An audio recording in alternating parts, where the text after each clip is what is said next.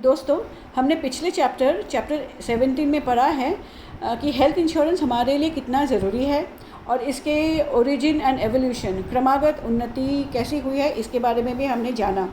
अब इस चैप्टर 18 में हम इंश्योरेंस डॉक्यूमेंटेशन के बारे में जानेंगे, यानी बीमा प्रलेखन। तो जैसे आप सब ने पहले IC38 के पहले चैप्टर्स में पढ़ा है लाइफ इंश्योरेंस डॉक्यूमेंटेशन के बारे में। स्वस्थ बीमा प्रलेखन यानी हेल्थ इंश्योरेंस डॉक्यूमेंटेशन में कोई अलग कुछ नहीं है। डॉक्यूमेंटेशन का पहला स्टेप है प्रपोजल फॉर्म और बीमा प्रस्ताव, जहां जो बीमा लेने वाला है उसके बारे में पूरी डिटेल इन्फॉर्मेशन देना होता है, यानी पूरी जानकारी देना होता है। जो बीमा लेने वाला है उसको हम प्रपोजर कहते हैं। एंड सारी उसकी निजी जानकारी, जैसे कि वो उसकी स्वास्थ्य कैसा है, कैसे उसके इंश्योरेंस, किस प्रकार की इंश्योरेंस उसको चाहिए, कितने वक्त के लिए चाहिए, उसके साथ कोई दुर्घटना या एक्सीडेंट हुआ था या नहीं, प्रपोजर का कोई मेडिकल हिस्ट्री है या नहीं, रहन सहन, हैबिट्स, सब की पूरी सच्चाई जानकारी देना होता है। प्रपोजर का पूरा नाम, ठिकाना, कामकाज, बीमा क्यों लेना चाहते हैं वो, अन्य बीमा उसके नाम पे मौजूद है या नहीं, ये सब इन्फॉर्मेशन के आधार पे इंश्योरेंस कंपनी तय करेगी इस प्रपोजर को का पॉलिसी वो इंश्योरेंस कंपनी स्वीकार करेगी या अस्वीकार करेगी।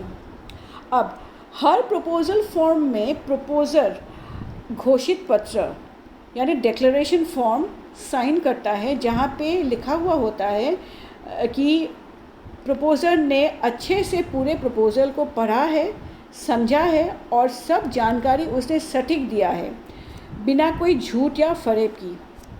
अगर कोई ऐसा मेडिकल इशू है, कोई स्वास्थ्य का कुछ बताना होगा प्रपोजर को, तो मेडिकल क्वेश्चनर भरना पड़ता है, जहाँ सारी मेडिकल या हेल्थ की ब्यौरा अगर हो तो सटीक से उसे जानकारी देना होगा।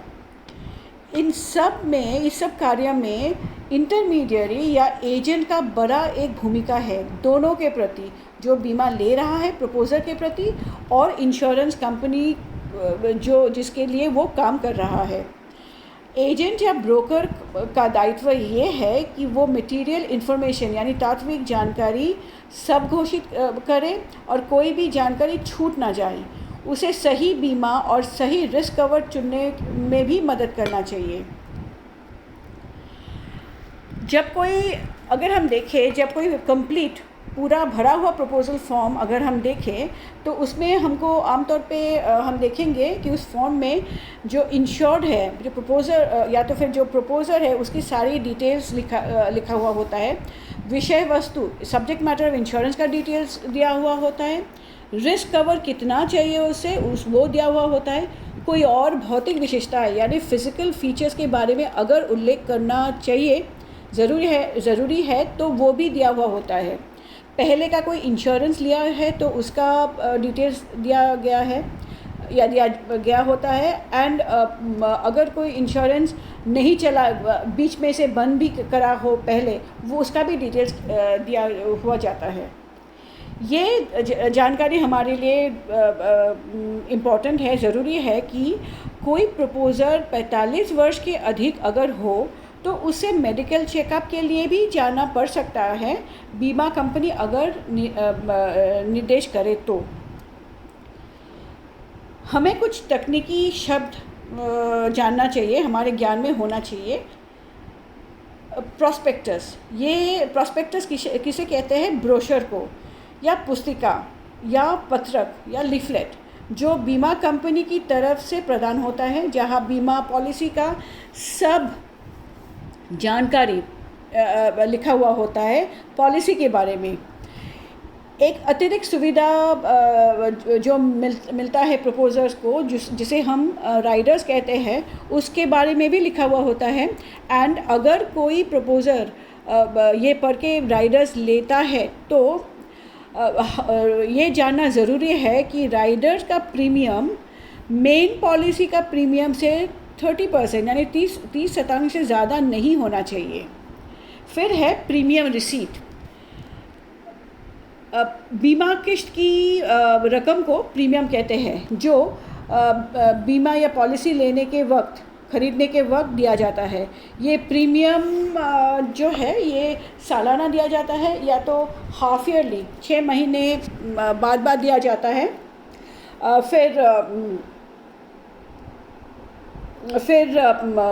क्वार्टरली भी दिया जाता है 3 महीने अंतर। फिर कभी कभी मंथली भी दिया जाता है हर महीने पे।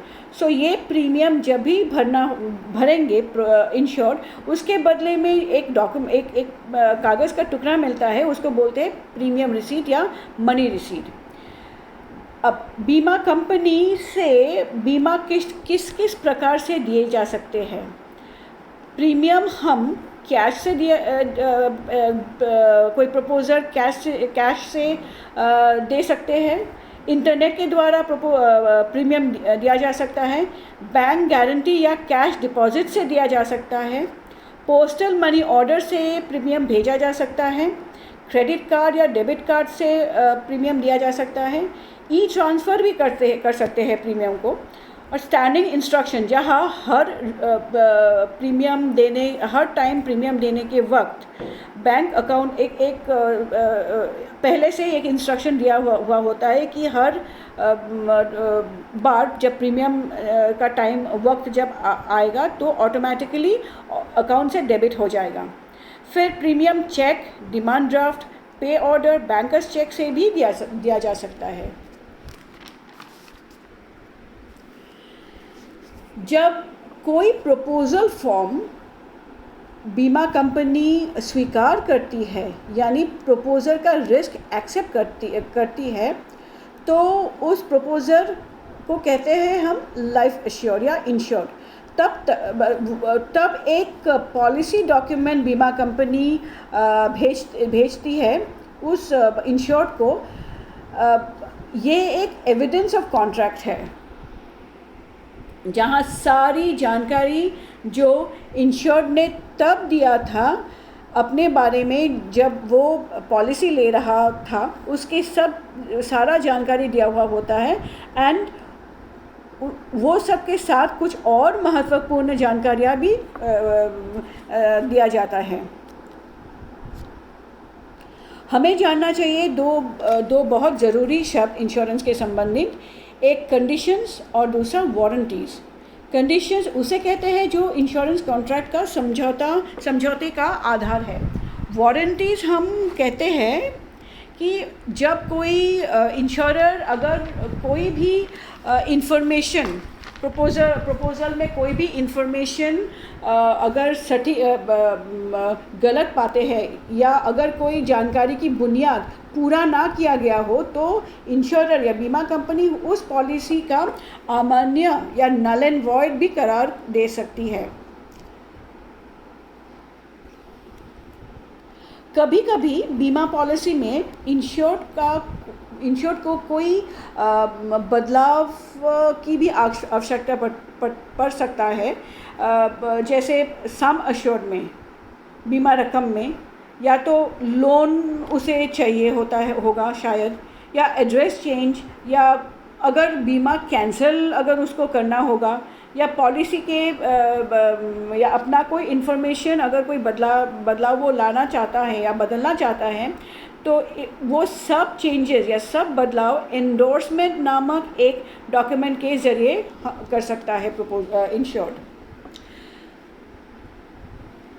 बीमा योजना अनुबंध यानी इंश्योरेंस पॉलिसीज़ लिखित में रिटन होते हैं और इनका लिखन इंश्योरर्स करते हैं और बीमाकृत यानी इंश्योर्ड को उसी लिखन का नियम के अंतर्गत समझना चाहिए। ज़रूरी ये है कि बीमा पॉलिसी जिस कारण लिया गया होगा वो कारण एकदम सही और स्वच्छ होना चाहिए। जैसे मैंने कुछ टाइम पहले कहा था कि जब एक बीमा पॉलिसी लिया जाता है उसके बाद प्रीमियम टाइम टू टाइम भरना पड़ता है, उसको कहते हैं रिन्यूअल या नवीकरण।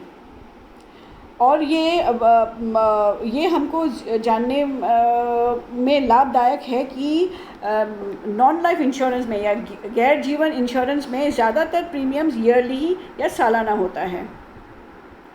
सो हर एक पॉलिसी का रिन्यूअल तारीख होता है, जो जिस टाइम के अंतर्गत अगर प्रीमियम ना भरे तो पॉलिसी एक्सपायर भी या टर्मिनेट भी हो सकती है।